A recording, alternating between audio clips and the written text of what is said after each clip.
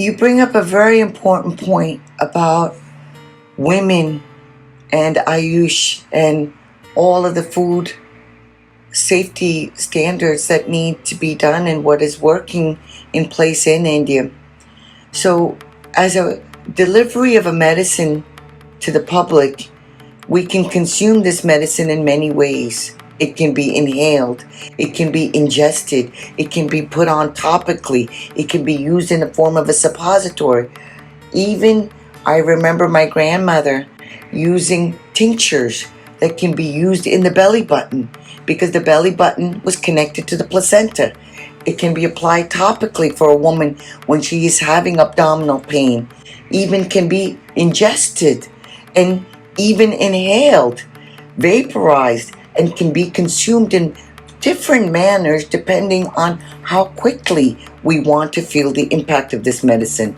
It can be inserted even vaginally, rectally. All of these things are delivery mechanisms. So when we talk about how this plant can be consumed, and it can be used also for not just treatment, but it can be used for prevention, maintenance, and treatment.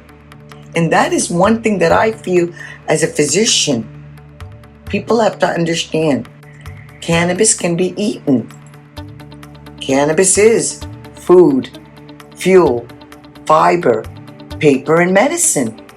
And Dr. Uma says it's for people, it's for pets, it's for the planet, it's for peace, and it's for profit.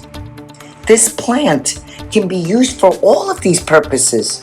And I want to start with profit, because profit is not just money, but the health and wellness of every individual that is out there.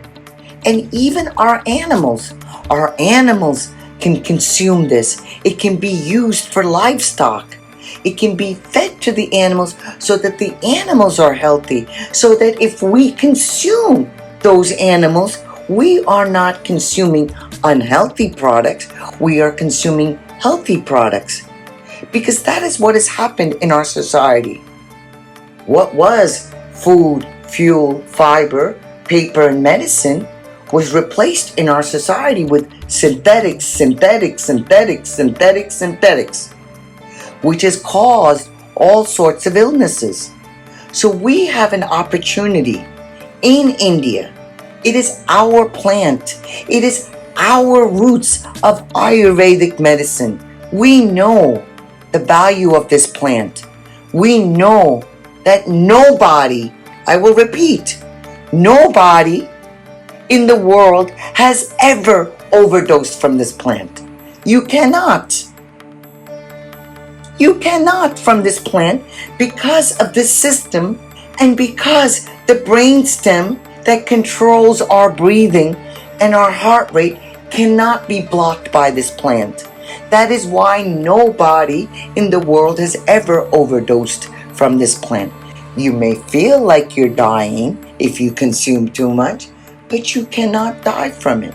So there's some important facts, i.e., education, must be done so that we can inform not only our country, but the world. And that has been my mission. Dr. Uma's mission is to change the stigma regarding cannabis and for the world to know that we have an endocannabinoid system, and we are doing it through education. And we need India to understand that this plant is versatile for so many different products that can be created. India is one of the countries that has the largest population, and yet we have so many educated people in this country, and we have a generation where this plant has been not only indigenous to our country, but has been used by our culture in the form hambang. It has been celebrated, and our country knew that by using it with a fat consumption, how easily it can be absorbed.